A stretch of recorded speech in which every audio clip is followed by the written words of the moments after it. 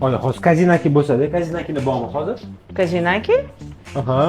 Shu paytda kazinaki yegin kelib qoldimi? Ha. Kunjut misidan ham uyda bormi? Bor. Hozir shoshmay turinglar, hozir zo'r narsa qilib beraman.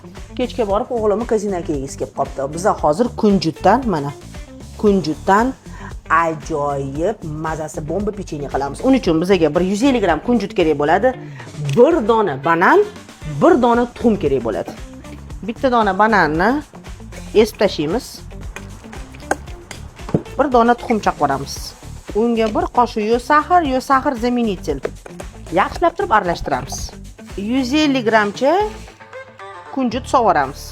Yaxshilab aralashtiramiz.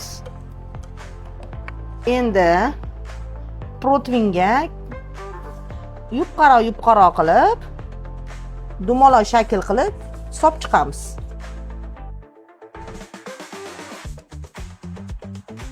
Pechenyushkalarimni yasab oldim. Endi buni duxovkada 15 minutda xudo xolisa pishirib olamiz.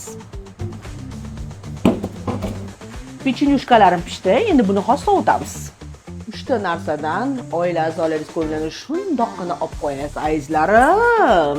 Bismillah. Juda ham ajoyib shirinlik. Kazinakini uyidagi varianti bu. Bismillahirrohmanirrohim.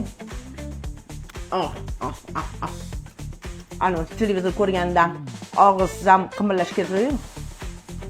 Snack, zo'r snack. Realno zo'r. Yaxshimi? Onangni maqta bolam. Zo'r. Ana. Hammalarga osh bo'lsin. Kurman diğer gülüm.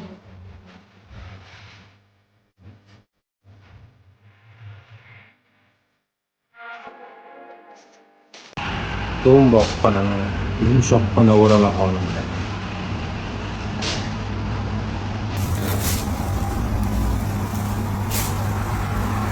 Kelinglar. Adres Bog'ravon 29. Kelinglar.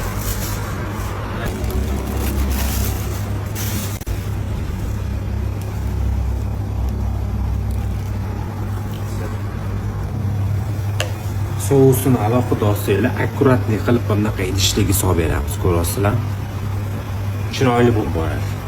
Borasida bitta ustiga surib mazza qilib yuborasizlar.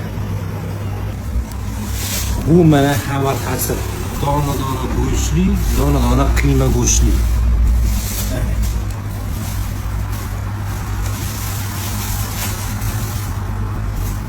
Keyin mana havarqasiga irkillab turgan go'shtli mantilar. Ana. Uch toza go'sht, piyoz juda ham ozgina. Qatular bilan mazali bo'ladi, mazali.